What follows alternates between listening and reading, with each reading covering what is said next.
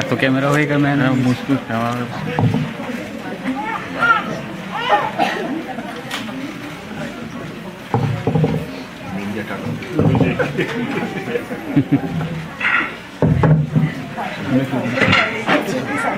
এখান থেকে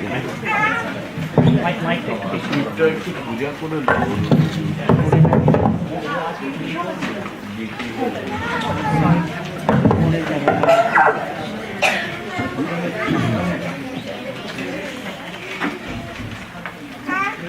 পিঠটা তো মনে হচ্ছে করে যেতে উঠে দাঁড়াবে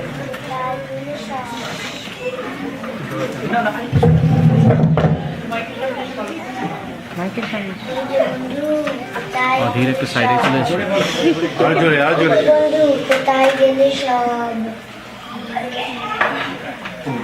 বাচ্চালে বন্ধু সারাদিন একবারে হাঁপিয়ে পড়েছিলাম। বাবা কথা না বলে লোকে থাকতে পারে কখনো? কত বন জঙ্গল পেয়ে, কত মাঠের পর মাঠ পেয়ে, গ্রামের পর গ্রাম ছাড়িয়ে আমার সুন্দর সুন্দর হাজারে হাজারে চোখ ধুয়ে যায়। আমি যেখানে গেছিলাম ঝাঁকে ঝাঁকে সোনালি রঙের ছোট্ট ছোট্ট মাছ করে বেড়াচ্ছে, কি অপূর্ব লাগছে। তোমরা সব কি সুন্দর দেখে এলে, আমার কিছুই দেখা হলো না। যা তোমরা সব ঘুমিয়ে পড়ো, তোমরা সব ক্লান্ত, কাল আবার গল্প করা যাবে।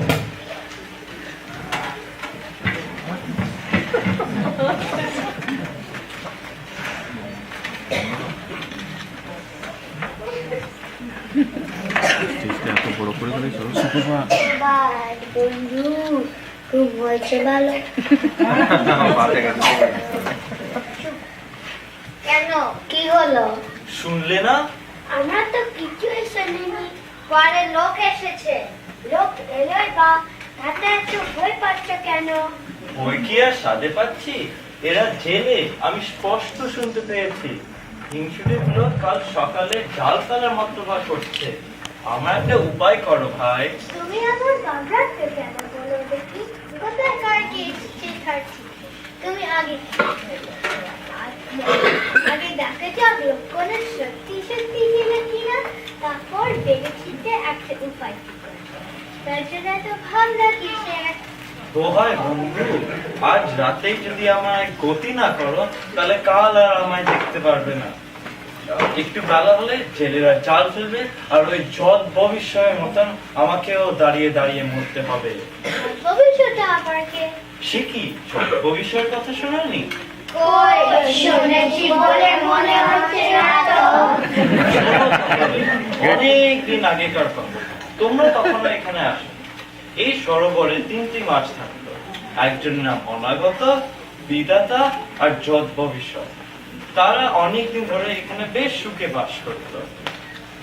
একদিন কয়েকজন জেলে এলো। শীতকাল, অনেক রাত পর্যন্ত ধুনি জেলে বসে বসে গল্প করলো। মাছ তিনটি তাদের কথা শুনে খুব বুঝতে পারলো। তারা পরের দিন সকালে জাল ফেলবে।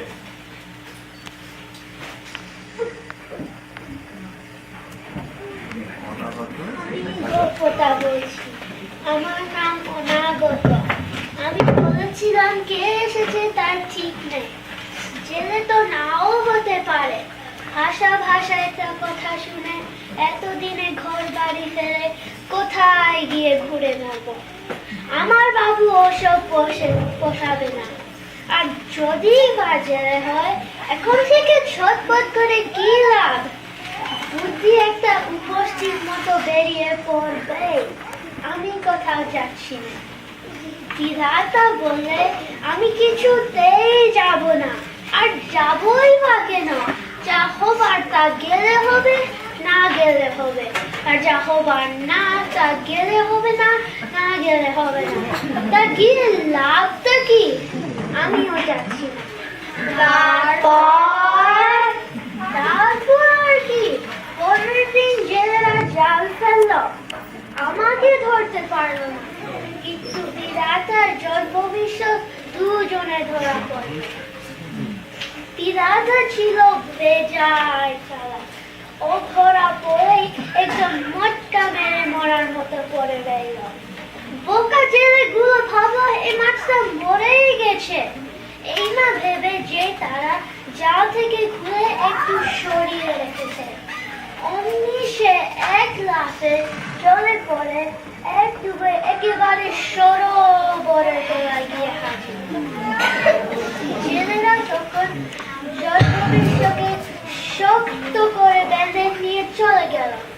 বেশ, গল্প শেষ।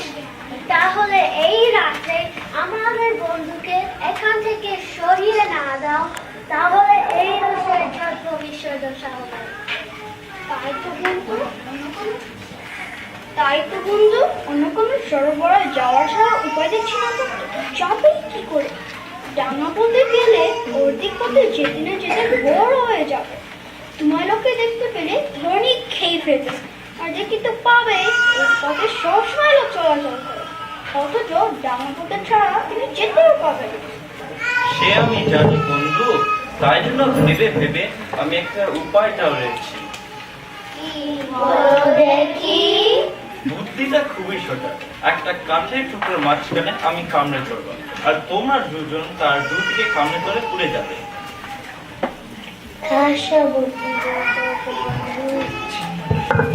তাহলে কাল ভোরেই বেরোনো যাবে। জেলেরা ওঠার আগে আমরা সরে পড়বো।